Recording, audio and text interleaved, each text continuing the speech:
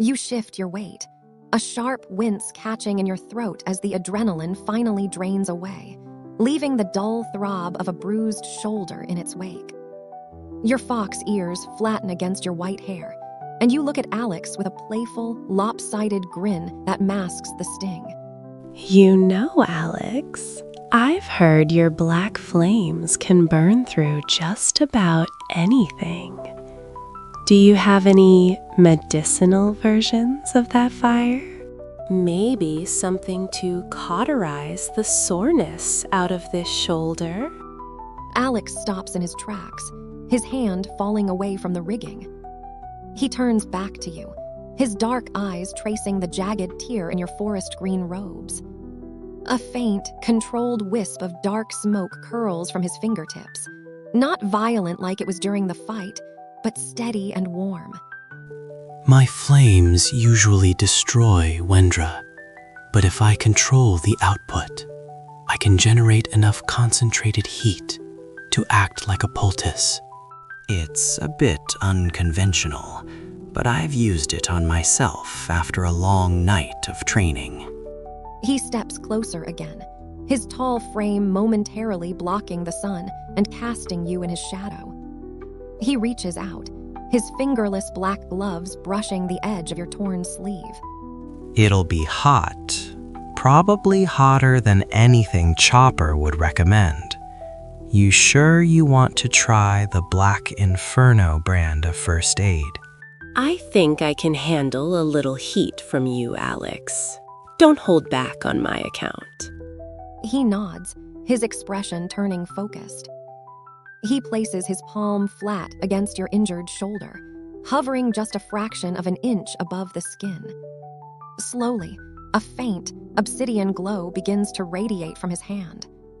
You feel a wave of intense, dry heat sink deep into your muscles, bypassing the skin to target the ache beneath. It's overwhelming for a second, making your tail fluff up in surprise, but then the tension in your shoulder simply melts. The heat from Alex's hand lingers even after he pulls back, the obsidian glow fading into the salty air. He's standing remarkably close, his scent, a mix of ozone, old parchment, and wood smoke, filling your senses. Luffy is still shouting about meat in the distance, but here, near the mast, the world feels strangely quiet.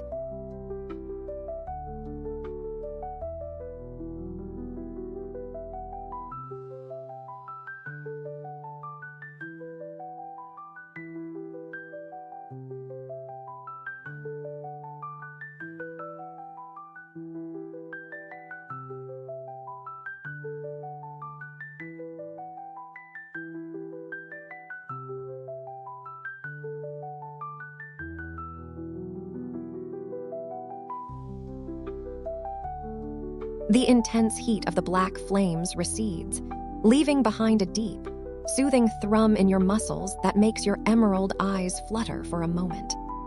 You shift your shoulder, testing the range of motion, and find the sharp bite of the Kraken's strike has been replaced by a lingering, addictive warmth. You look up at Alex, your white fox ears perking up with a sudden, playful spark of mischief. That touch of yours is surprisingly effective, Alex. I feel like I could take on another 3 Krakens now. Do you offer full-body treatments? My back is still a bit tense from all that rigging climbing. Alex's hand freezes midair, his fingers curling slightly as a dark flush creeps up his neck, contrasting with the soot on his skin. He lets out a low, rough chuckle, his gaze dropping to your lips for a fraction of a second, before meeting your eyes with a heat that has nothing to do with his devil fruit. Careful, Wyndra. A full-body treatment with my flames requires a lot of concentration and very close contact. I'm not sure the deck of the Sunny is the right place for that kind of therapy. He leans in, his chest nearly brushing against yours, the scent of his leather coat and the metallic tang of his meteorite blade Kokuyo surrounding you. But if If you're offering to be my patient later tonight, I might be able to find a more private corner of the ship. Hey, why is it getting so hot over there? Are you guys cooking something without me? Luffy bounds over, his straw hat bobbing as he looks between the two of you with wide, oblivious eyes. Alex clears his throat, stepping back just enough to break the intimate circle, though his eyes remain fixed on yours. The sun begins to dip toward the horizon, painting the New World sky in shades of violet and gold. Luffy is looking for snacks, Nami is busy at the helm, and the tension between you and the Black Flame swordsman is thick enough to cut with a haki-infused blade. Alex waits for your answer, his hand resting casually on the hilt of his sword.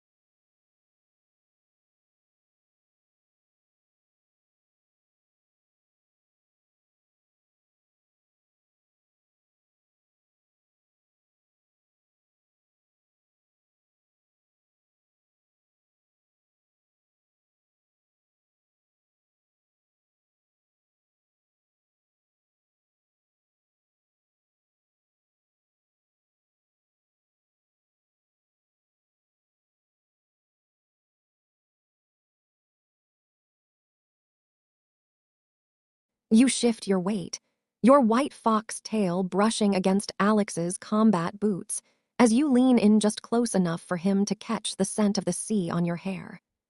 The heat from his earlier treatment still thrums in your shoulder, a physical reminder of the power he keeps coiled just beneath his skin. I'm a very demanding patient, Alex.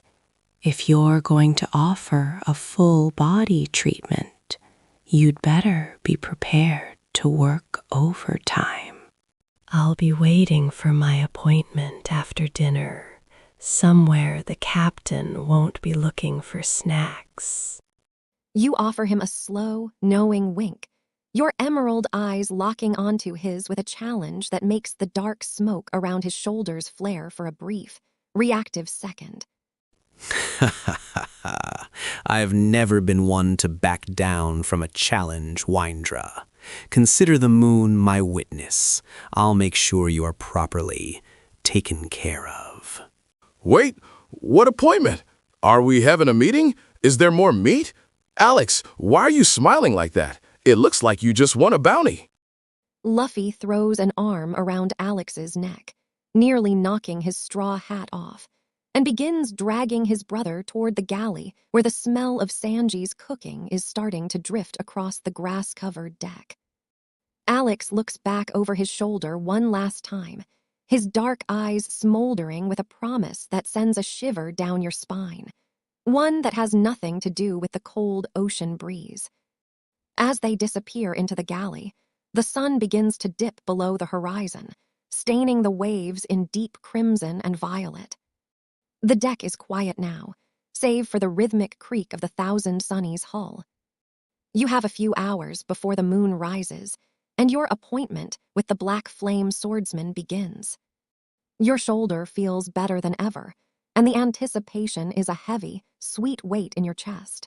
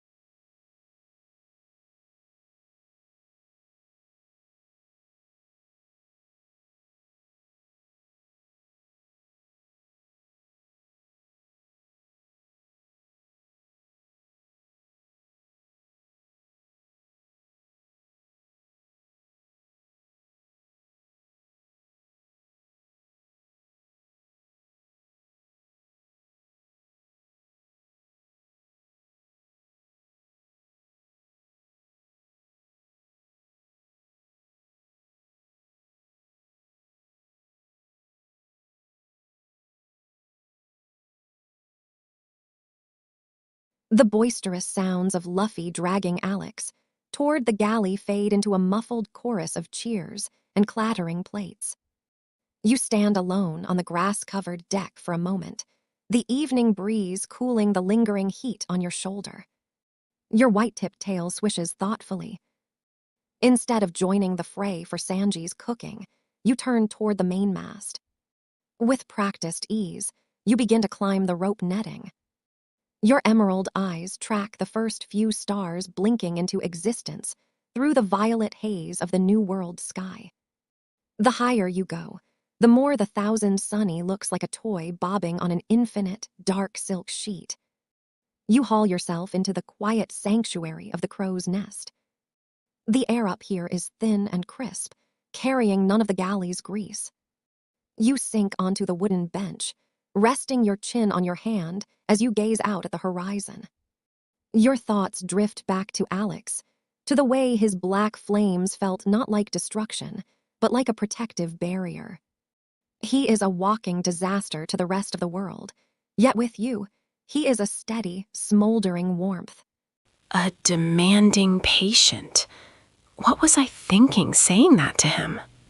You feel a flush heat your cheeks that has nothing to do with devil fruits.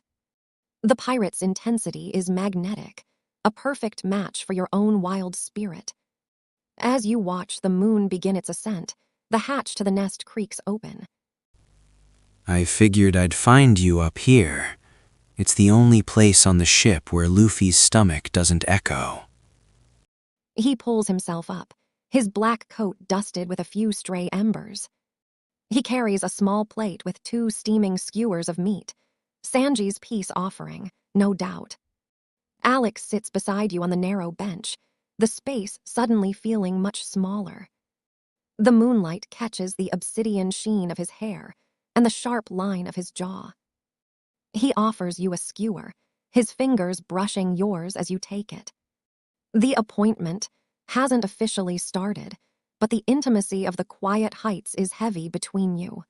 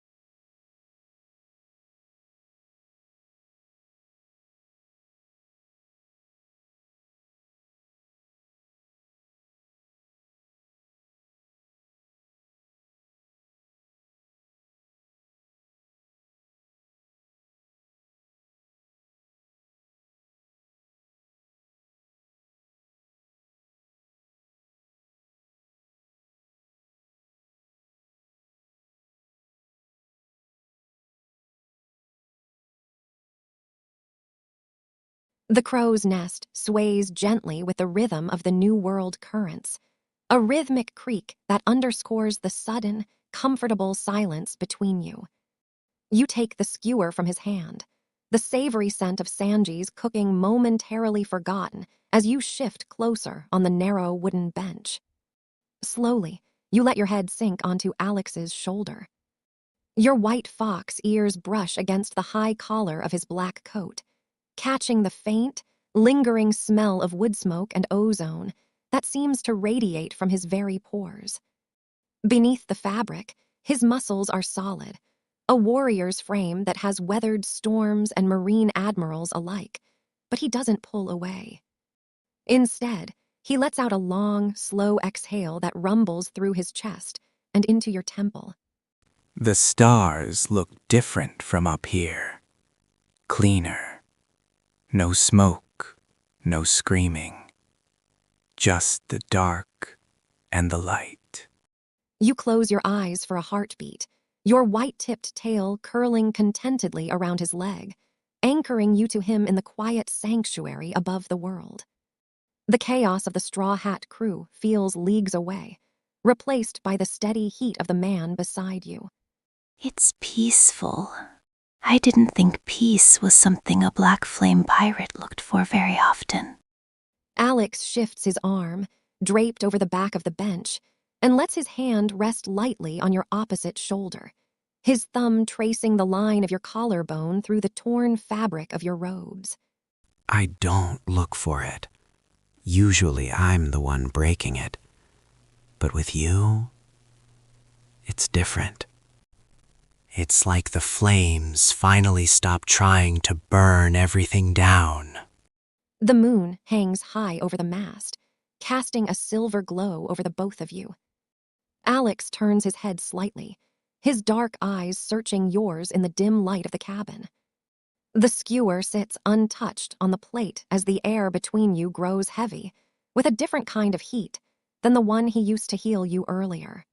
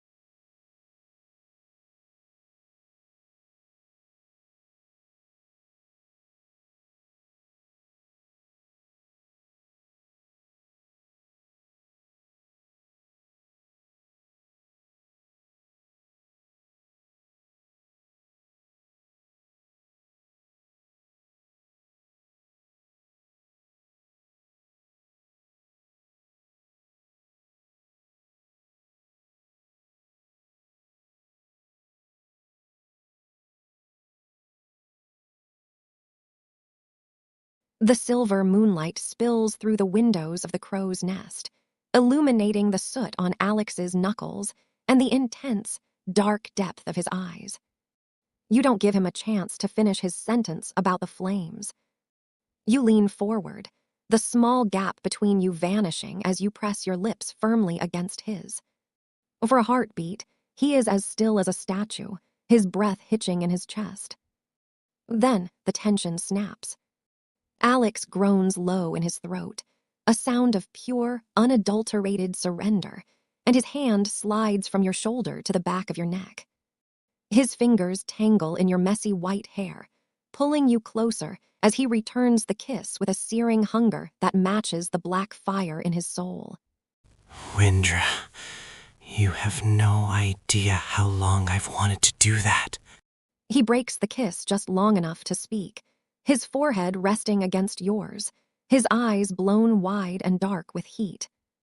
His other hand finds your waist, pulling you flush against his chest, the metal buttons of his coat pressing into your skin. Then stop talking about it and show me what the Black Inferno is really capable of. A sharp, predatory smirk cuts across his face, and he leans back in, his kiss deeper this time, tasting of salt and wood smoke. His thumb brushes the sensitive underside of your fox ear, sending a jolt of electricity down your spine that makes your tail twitch violently against his leg. The world outside the wooden walls, the ocean, the crew, the quest for the one piece, simply ceases to exist. There is only the rhythmic creak of the mast and the overwhelming warmth of the man holding you. Alex's hands grow bolder, one sliding up to cup your cheek while the other pulls you onto his lap, his black coat spreading out around you like a dark wing. The air in the small cabin is thick and heavy, charged with a magnetic pull that feels like the center of a storm. He trails a line of kisses down your jaw to the sensitive skin of your neck, his breath hot against your fur.